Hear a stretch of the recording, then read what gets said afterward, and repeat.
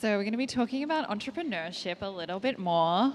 Building a thriving, let alone world-changing business takes grit, but more than hard work or luck, it requires strategy and resilience. With me are three women whose roads to world domination look very different, but all have those traits in common. So let's flesh them out. Lavinia Errico, who you just heard from, is the founder of Equinox Fitness Clubs and the Inside Out movement. She's also a consultant and an angel investor. Next to her, Norma Kamali is an entrepreneur, designer, and the sole owner of her eponymous label since 1967.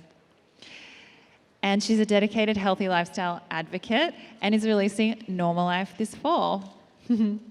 Shan-Lyn is the co-founder and CEO of Zola, the app that's single-handedly reinventing the wedding registry experience with over 500,000 couples. And before Zola, she was the top executive at several retail companies, including the Gilt Group. So welcome, everybody. I want to start, thank you. So a lot of people dream about being an entrepreneur, and sometimes it can be spoken about as something that's very glamorous, but the reality is, it's not glamorous. Sometimes it's actually quite painful. What do you wish that people understood about becoming a successful business owner? Okay. I think actually carrying a little forward what you were saying is the most important thing is to know thyself. Who are you? What is it you really want? So for me, I decided very early on I wanted to live a creative life. I didn't necessarily want to be the most famous designer in the world or the richest designer, but I wanted a creative life. So every decision I made in becoming an entrepreneur was based on that premise. And then the other thing is understanding what your life purpose is. And how many of you know now what your life purpose is?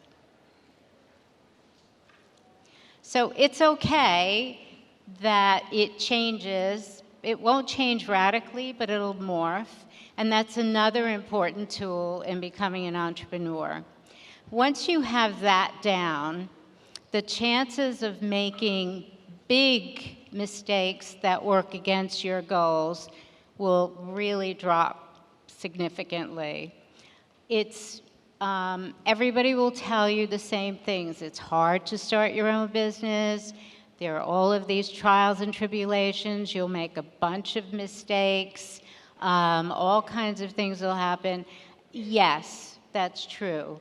But it's very important to know exactly what you want, because if you're focused on that, everything you do will end up in the right place, no matter how beaten up you get, how many times you get thrown on the floor, how many times you cry yourself to sleep.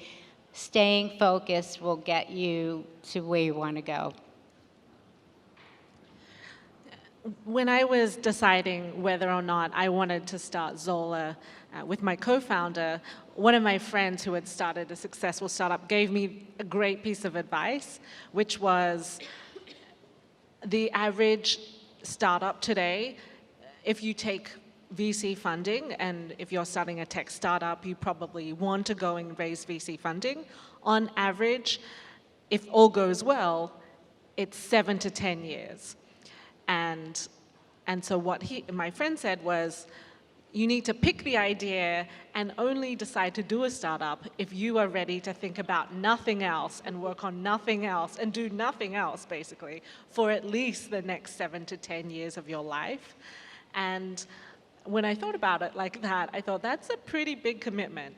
And I thought about, is building stuff in the wedding industry and in the wedding category using technology something that I could be getting up every day and be passionate about, even through the ups and downs of startups? And the answer I came back with was yes. For me, it was about the excitement of being able to touch people in the most exciting times in their lives. It was about serving an underserved group of people who, the majority of people still planning their weddings are unfortunately the women.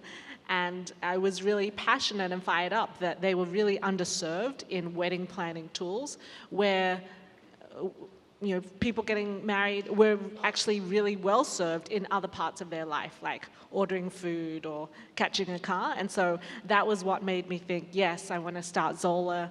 I want to devote the next big phase of my life to this. And I'm glad I thought about it before I did that.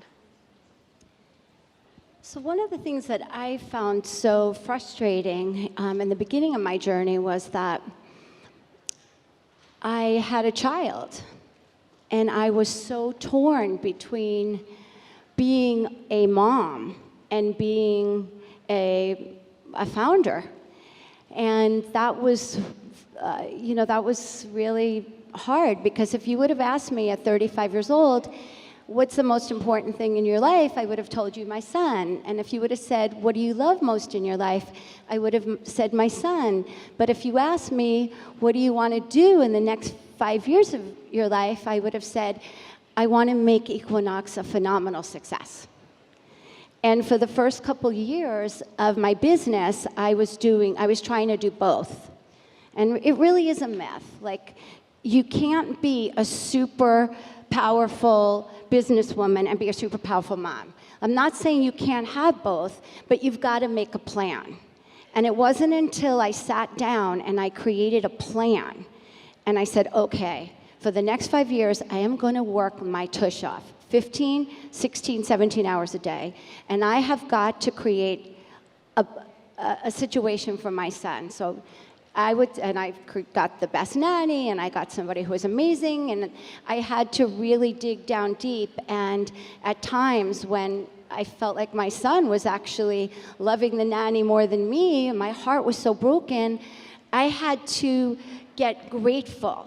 Like, oh my God, not get into a pity party. Oh my God, I'm such a bad mom. And, I had to constantly say, this is a blessing. This is a blessing that my son has this amazing woman that loves him so much, that is a beacon of light and is bringing good energy and keeping him safe.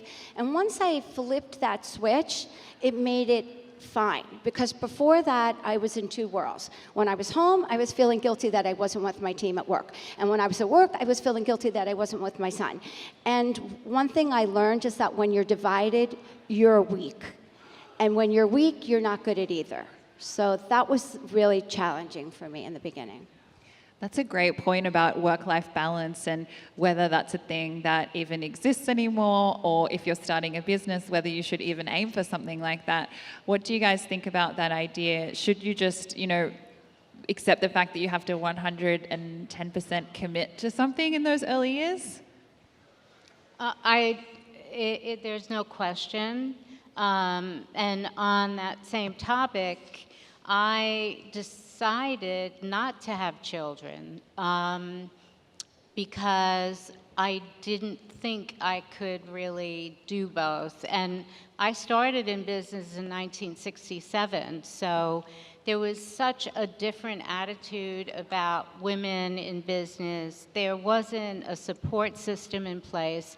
It was really, the 60s, the 70s didn't get better. The 80s, no, not that much better. The 90s, no.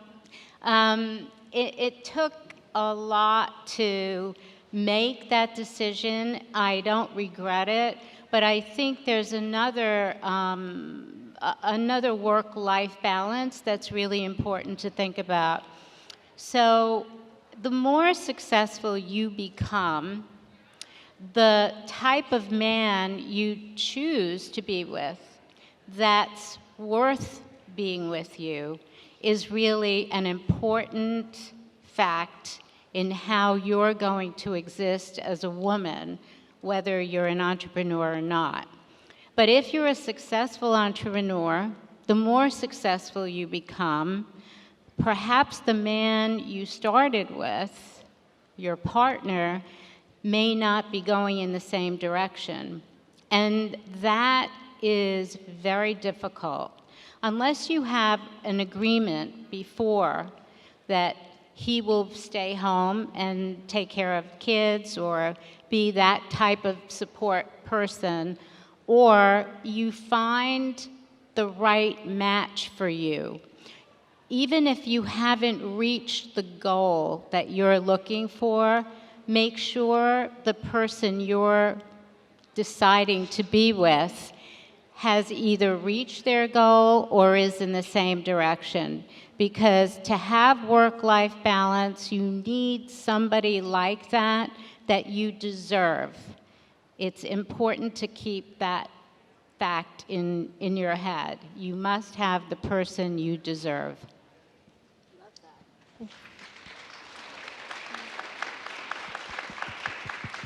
Wow, no, I wish I had heard you say that 10 years ago.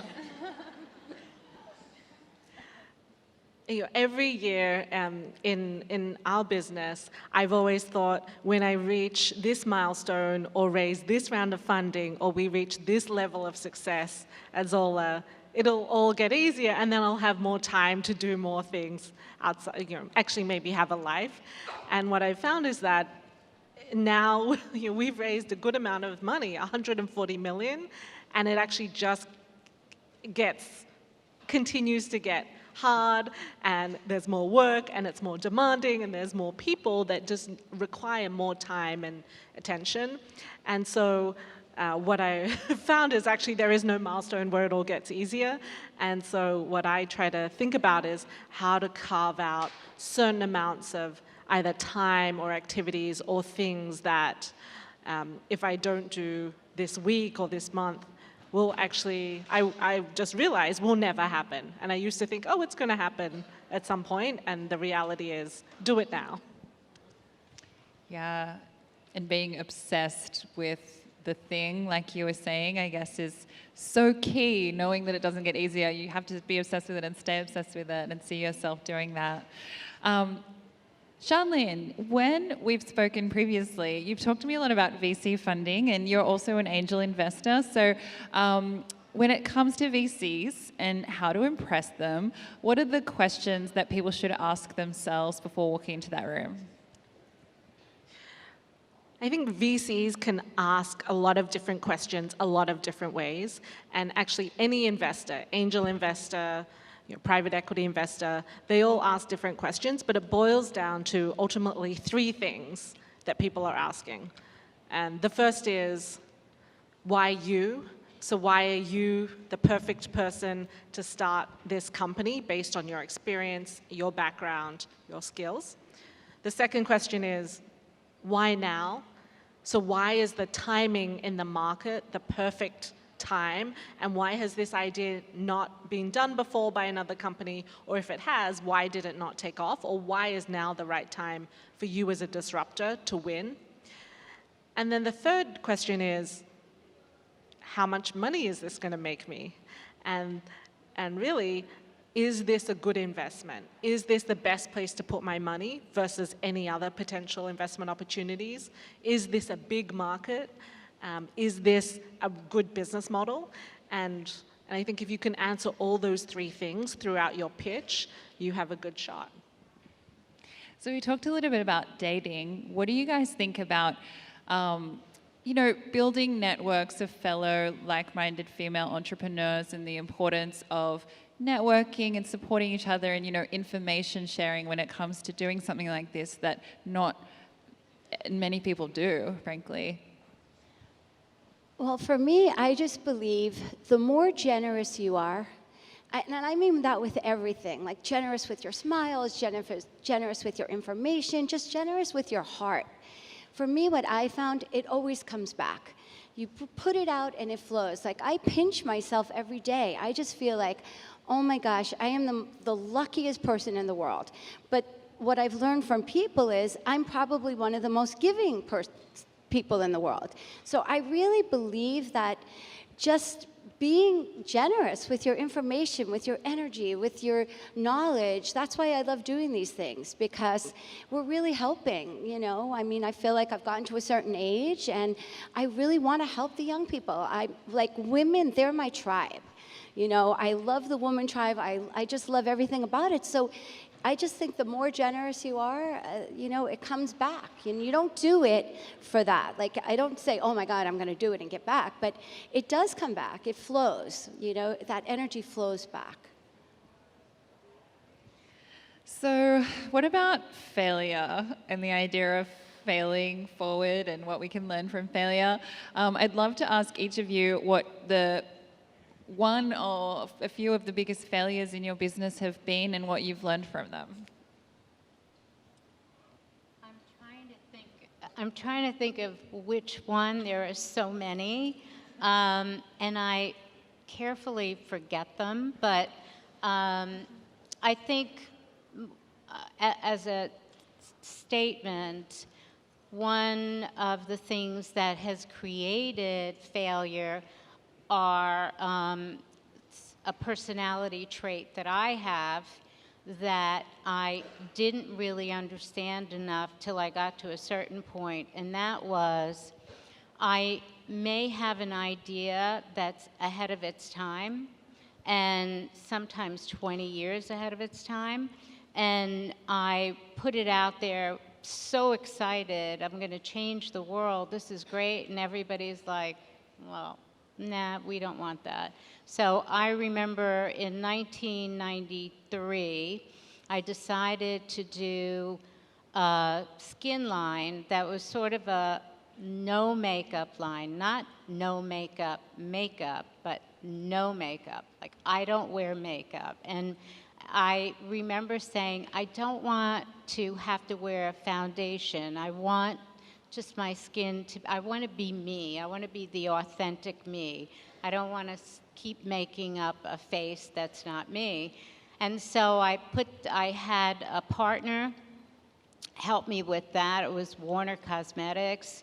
It was a fantastic kit, and it was all about nurturing skin, creating a whole face that you would be very comfortable not covering with makeup if you didn't want to. And so everybody kept asking for the lipstick and what color moisturized stain could you put on your face? And I was like, oh my God, no. And now launching Norma Life is the right time for it. And so in January, I'll be able to finally see it on the market. But it took that long. And I didn't throw away the idea. I just tucked it aside. For me, the biggest failure, and actually also one of the biggest learning lessons I've been through, was during my time working at Guilt Group, where I was one of the earliest members of the team there, and then I had the opportunity to launch and run my own business unit and my own business within the umbrella of Guilt. And getting to see both Guilt and then that business, which was called Guilt Taste, it was a food division, getting to see them both rise spectacularly and then, over the most recent years decline was both exhilarating and very personally painful. And what I learned from that was that here we had built a product that millions and millions of people deeply loved. The business in the early years was a huge success, and people would regularly tell each other how much personal love they had for this product, this brand. And so it certainly was a hit. And yet the business was never going to be profitable and never going to be sustainable. And the reason was that the business model underlying that product was fundamentally flawed.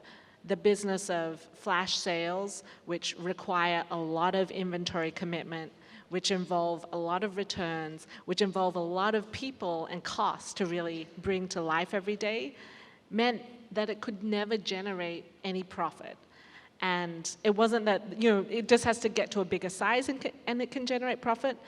No, the business of flash sales is something that fundamentally the financial model does not work. And what I learned from that was it's not enough just to have and launch a great idea and product that a ton of people love and want to tell all their friends about. you have to have that to have a winning business, but you also have to have a business model and a financial model that where you can see profitability at some point, and not just see profitability, but see great profitability, because then you have an enduring business that will last a lot longer than a few years. What about you? I think for me it was very similar to Norma, is that we launched a wellness center in 1998 that had acupuncture and craniosacral and rolfing and all these alternative modalities, and the media loved it. I was written up in every single magazine, from Vogue to, there wasn't one. New York Magazine wrote me up and said I was such a visionary, Forbes, and nobody came. And that was just such a heartbreak for me, because I could feel it. I knew everyone needed this, but the truth is it was about 20 years too soon. So, I think the lesson for me was I mean, we got so much press on it, so it was really a win, because it really helped build the Equinox name. But if it would have been a standalone business, I mean, we would have been out of business. So, What's like one quick piece of advice that you wish that somebody told you when you were first starting out, but nobody did? Like, what would you kind of want people to take home from your experience tonight? I think the length of time before you actually feel that you did it. And that for me was 14 years, not 10 years. And also the very lonely experience of dealing with a major problem. You can have advice from people, you can talk to everyone, your friends can hug you, your mother can tell you you're great, it'll be fine, honey, but that is a devastating place to be for a period of time in your life, that you have to stay optimistic, you have to stay positive, and you have to adjust and change whatever it is that you did wrong. And that nobody ever told me. I don't think I would have not done it, because I feel that I am so passionate about having a creative life that nothing would stop me. But had I known to prepare for that, I would have appreciated that.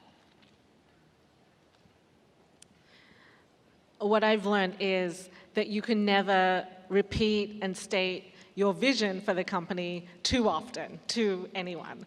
So, at Zola, I talk about our vision is to serve couples from the day they get engaged through their first years of marriage, through that entire journey.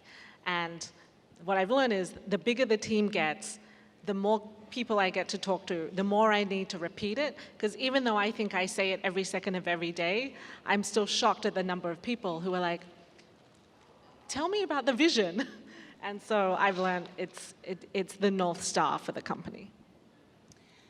I wish someone would have told me to really work on controlling my mind, because I had a monkey mind that just went, and I had a lot of self-doubt. I didn't trust my own intuition.